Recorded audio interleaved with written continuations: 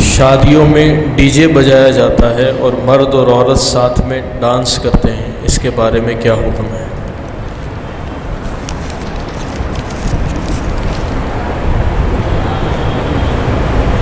اب اس کے بارے میں بھی حکم پوچھا جا رہا ہے اور بتا بھی رہے ہیں کہ مرد عورت ساتھ میں ناچتے ہیں ڈی جے کے بعد بجا کے۔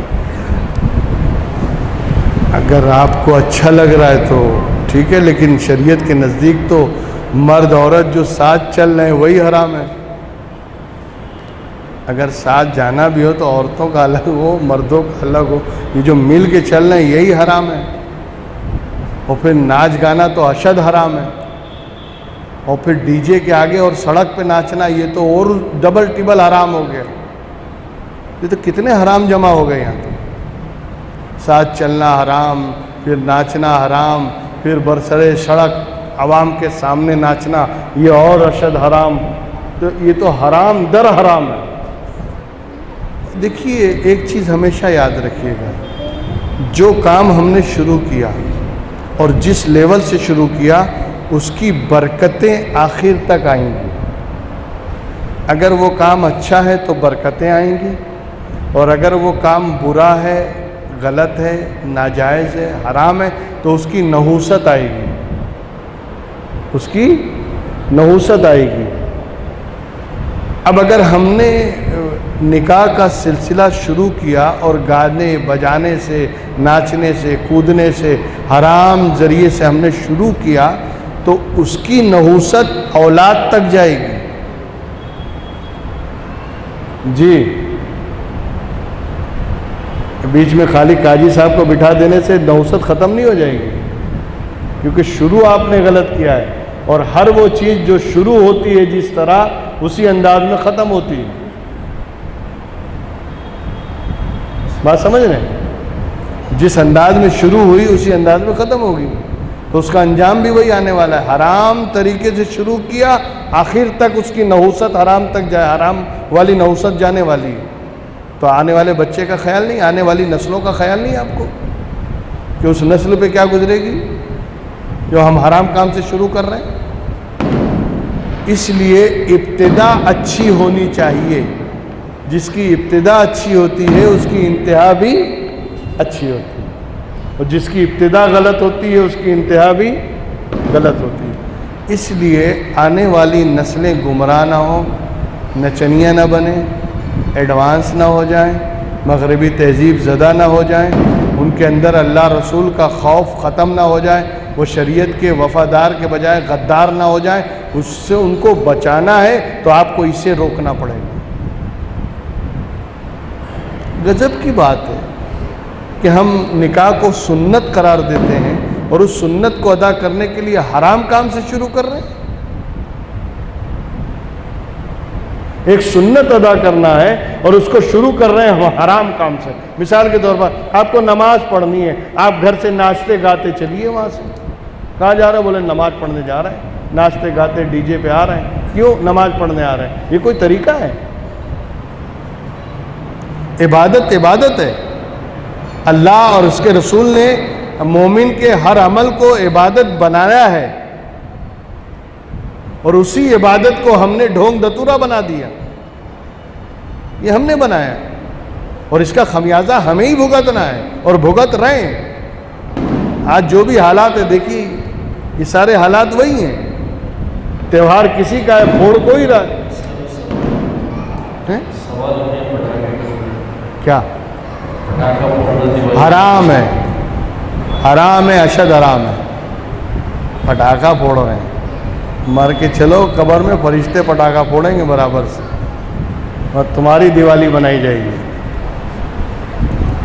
غیروں کا تہوار حرام، ناجائز، حرام، اپنی دولت کو، اپنے پیسے کو آگ لگا رہے ہیں آپ۔ یعنی اللہ نے تمہیں نعمت دی اور تم اسے اس طرح حرام کاری میں ڈال رہے ہو، آگ لگا رہے ہو۔